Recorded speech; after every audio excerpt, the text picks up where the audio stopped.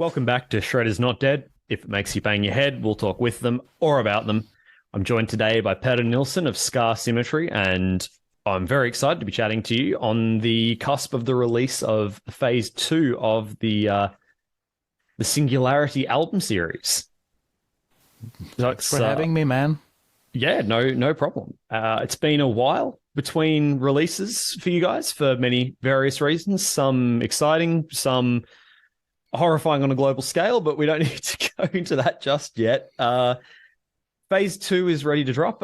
Are you happy with where it is, how the phases are progressing, and do you have a vision for where this is headed? Yeah, I'm very happy with where we are right now. Yeah, for a multitude of reasons, the album ended up being released now, a month from now. Even though we started working on it back in 2016, the songs were written in 16, most of them anyways. So, and with things being like us being this late delivering the thing, it feels like it could go either way. Like fans could have moved on to other things, or they could have stayed. And it seemed like most people have sticked around and are interested. So I'm very happy to see that. It's almost like I could see like a bit of an increase in interest in what we do, which feels really amazing. And the response to the 2 singles that we put out has been overwhelmingly positive, I would say. Yeah, for sure. In this era of everyone speaking their mind on every single little detail, I think it's been very, very nice. People are too kind. Yeah, well, I hope you're ready to do that for another 15 minutes right now. Content, am I right? Yep. So having a listen to it, though, I did think that it sounded like quite a musical evolution from Phase 1. And with that in mind now, knowing that a lot of it was written back in 2016, I almost felt like perhaps your time with Meshuggah had given a bit more of an edge. Now, it's not a gent album by any stretch, or it's still definitely a Scar Symmetry record, and it sounds awesome. But this one, to me, seemed to have more teeth to it than the first phase of this album cycle. And I was just wondering how that came about. And obviously, maybe then it wasn't a product of your time on the road with Meshuggah. Yeah, I mean, the one thing I can say that it was for sure not a result of me playing with Meshuggah, because the songs were written before I even got asked to tour with Meshuggah.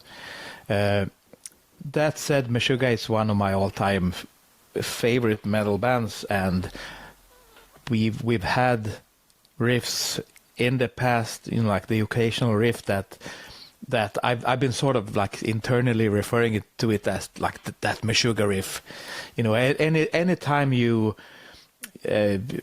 sort of manipulate rhythm in a certain way in a metal riff, it's gonna be like make you think about Meshuggah, which is kind of cool because they took kind of that little thing that you can do with rhythm. They made it their own thing, and they only did that. They've done like that thing for a career, so they have really it's become synonymous with their music and their name.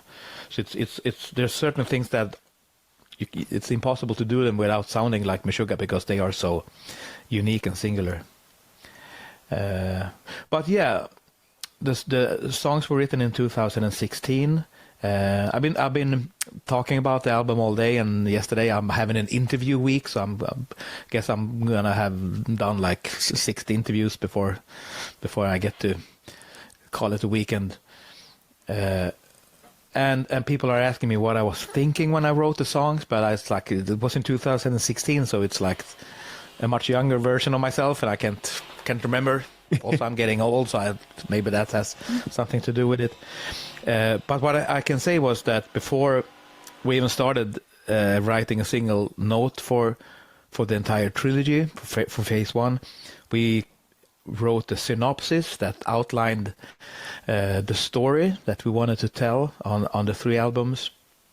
So for phase one, I made music that I felt made sense for the story of phase one, and for phase two, where the storyline, like phase one, ends in a war between the artificial aliens, intelligence. Sorry, aliens is in phase two. Artificial intelligence and neo-humans are like waging war upon mankind. So this album starts in war and chaos, and life on Earth is looking pretty horrible. And then the aliens show up and they take mankind's side in this great war. So and there's like a lot of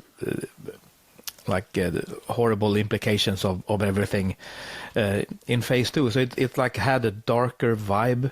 So I felt that the music needed to be darker to fit with the lyrics. And there's also the idea I had of, if we're gonna make a trilogy, I don't want to make 3 albums that sound the same.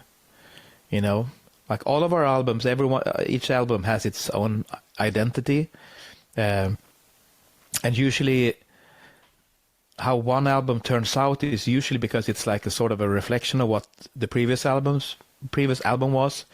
And usually it's like whenever we're working on an album, it's gonna be, we're either gonna try to do what we did on the previous album but go further into that direction. Like Pitch Black Progress was a slightly more progressive and well-produced version of Scar Symmetry, and then our debut album, Symmetric in Design.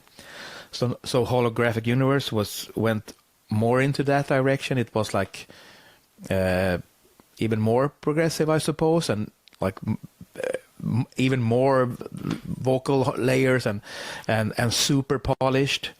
So when we did Dark Matter Dimension, it was like we didn't want to do anything that was even more polished. We needed to go back to something that was more raw and dirty, because that felt like you've gone this way along in that direction. There's only that other way to go. But now when we were outlining a trilogy, I could like do that from the start, have like an idea of the directions to go in. So that first part became very melodic and progressive. The second part then it goes into that other direction, so it's more brutal and heavy, but still progressive. And then phase 3 is gonna be another thing. So it's turned out that way because of that reason. So yeah, and just touching on the concept, one of the great ironies, I suppose, of where we're at with the this cycle of albums is the rise of ChatGPT and AI-driven stuff over the last 2-3 months, or at least its emergence into the public sphere. And had you have released this album back in 2016, and the first album almost being 9 years old now. Back then, I'm sure people thought, "Oh, this is some great sci-fi." But given when the record is out now, it maybe feels a little bit more real. Myself, I work in computational and systems neuroscience, and have a lot to do with other groups that focus on the artificial stuff, and we stick to the biology. But it's always present in my mind, and more and more people are saying to me, "Oh, AI, is it taking over the world?" Yada yada yada. So maybe you've accidentally hit a little bit of a gold vein here ahead of time, and in terms of the thematics of it. And I was wondering if your ideas about this have had to adapt to how things are changing in reality, and is there any development to your, shall we say, moral viewpoints on what's been happening? I mean, when we wrote phase 1, we did that in 2013, I suppose. Artificial intelligence still seemed like it was quite some time before that could happen. And I think we all knew that it was gonna arrive faster than we could anticipate. I don't really know what kind of vision we had for when it would happen, but it's really like happened very fast. It feels like. So yeah, it's such a different world now, and I'm thinking a lot about the AI thing, and wondering what it's gonna be like, and I don't think I'm like the right person to make any prophecies, or I'm just a musician. But I feel like the stuff that we are painting a pretty bleak picture of what it could end up in our album, and it's more like a dystopian thing, and I'm not necessarily sure that it'll turn out to be like that in real life. But like right now, I think a lot of people are fearing for to lose their jobs, lose their income, lose their means to support their families and so on, because there's so many things that are going to be able to get automated.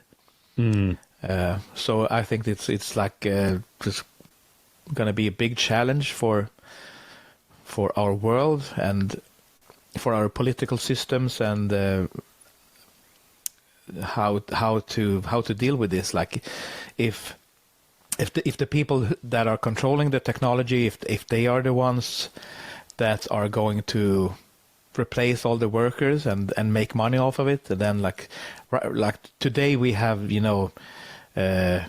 not to like, I'm not a very political person, but like now we see like wealth is accumulating in the top, right? There's not a lot of, like, there's just a few people that has like they control so much wealth that's like more than you hear about the people talking about at least like half of the Earth population are poorer than like and shit like that, and I have a feeling that that's gonna get worse. It has the potential to be even worse, and that can be an evil, malevolent outcome for people. So I think that's like the most urgent ramification of AI. Like what happens if jobs are just gone? I mean, for sure, new jobs are gonna pop up, and like they're gonna be needed for other things, but there's gonna be like a lot of weird things happening. So but that's not as interesting to make a concept progressive metal album about, like, they took our jobs, and now we have to redistribute the wealth. We're gonna make a socialist concept album. Like socialism, maybe it wasn't that bad. Maybe we need some socialism now. Yeah. Well, Panopticon have been having a good crack at that, but I don't think melodic and tech death, it's not quite the right theme, is it? No, we're gonna be cancelled by all the like Republicans, and so. Yeah, your North American tours are going to be well and truly North American. Stick to Canada. Yep. Oh dear. Yes. Well, I applaud you taking the. It's always refreshing to hear someone say, "Well, I'm not an expert in this," and you obviously are an expert at guitar. So let's talk a little bit more about that. Sure.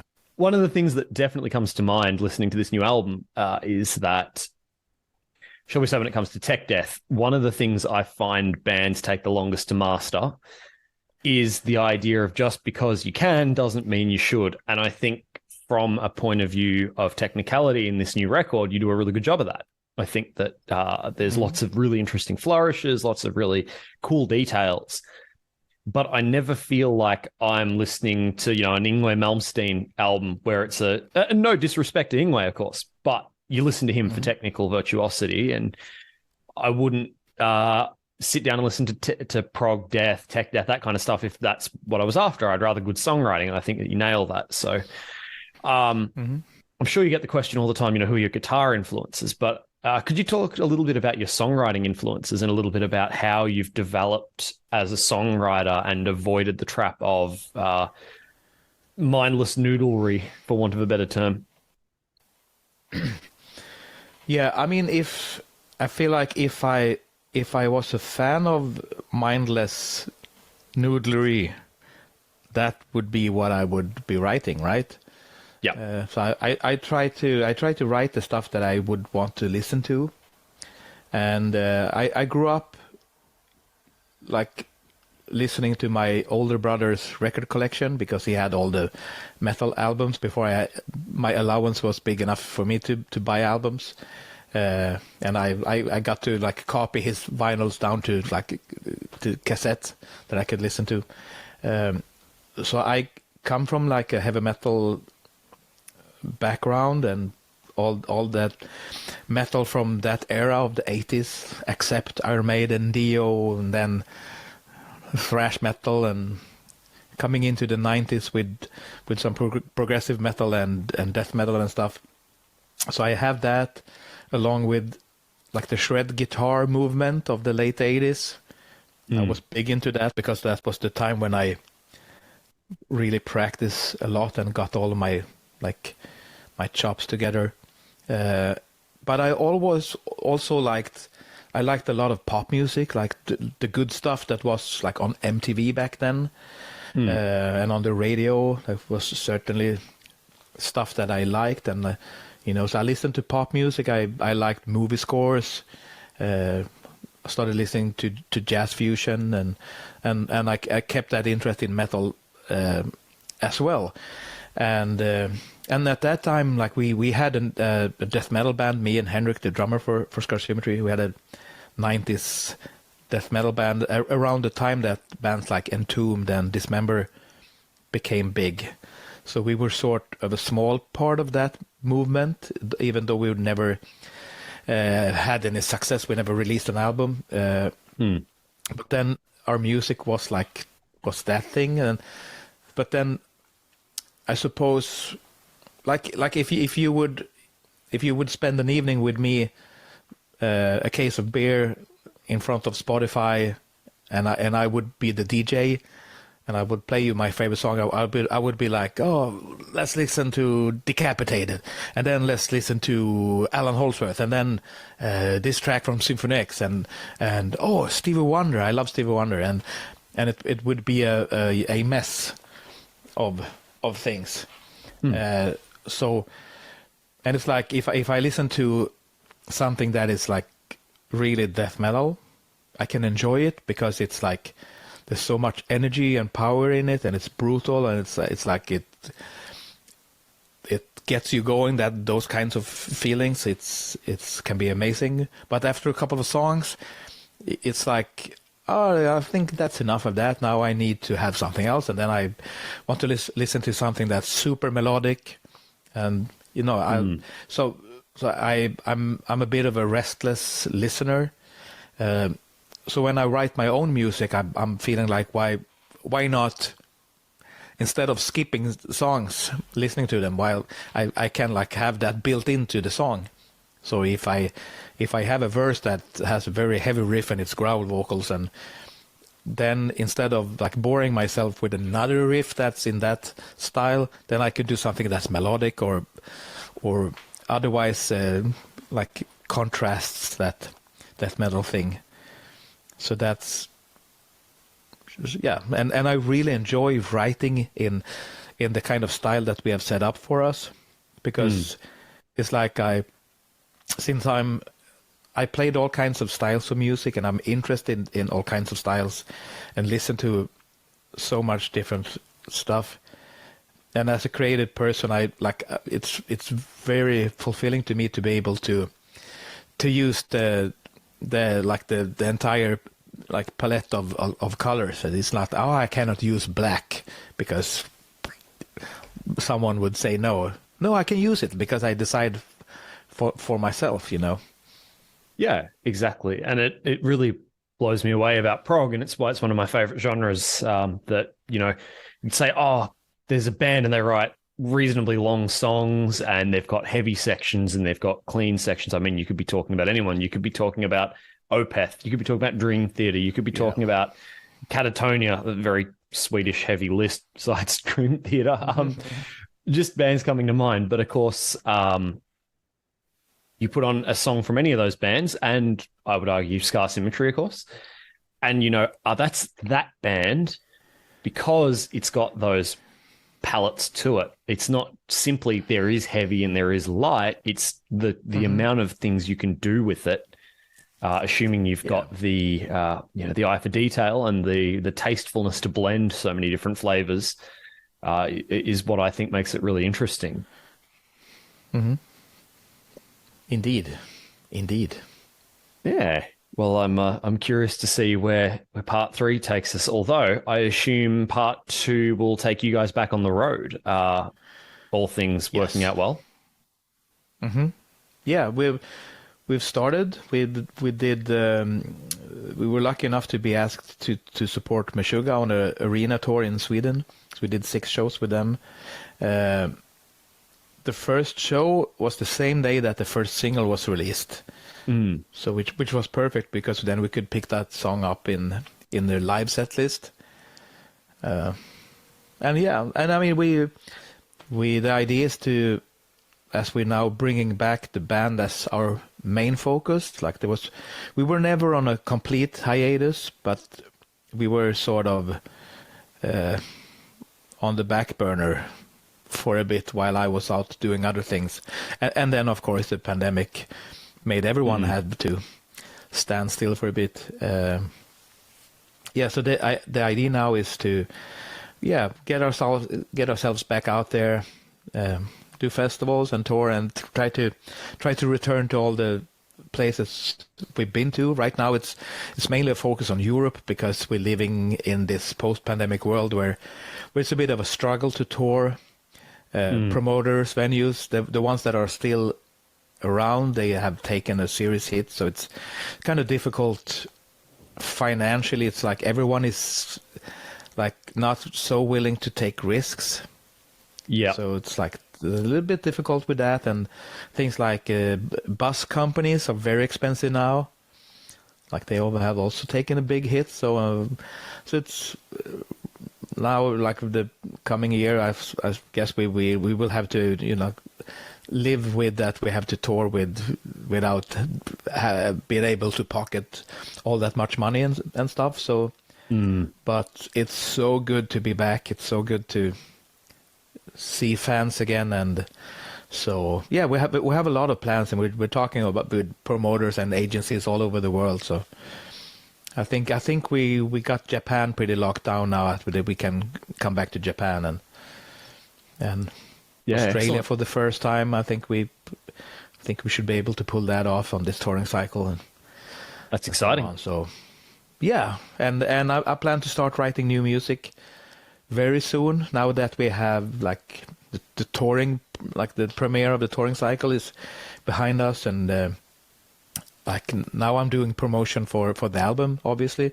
So I have that, but most of the promotional things otherwise are already handled, and we put out the back catalog vinyls and now the album. So now my schedule is opening up, so I can go into creative mode and start writing again. So I'm pretty sure it won't be 9 years until the next album. Well, for all our sakes, I certainly hope not. Yeah, and I also hope. I've been stupid enough to make promises several times during these years. Like in, I don't know, 2018, maybe someone asked me, and I was like, for sure next year, I guarantee, and here we are at 23. So I shouldn't embarrass myself by making any hard promises, but I think it's pretty safe to say it won't take 9 years. Yeah, well, I also certainly hope that you and I aren't sitting here having a conversation about the release of Part 3 and going, well, that alien invasion you accidentally foretold, well, I guess we're living with touring with that going on now.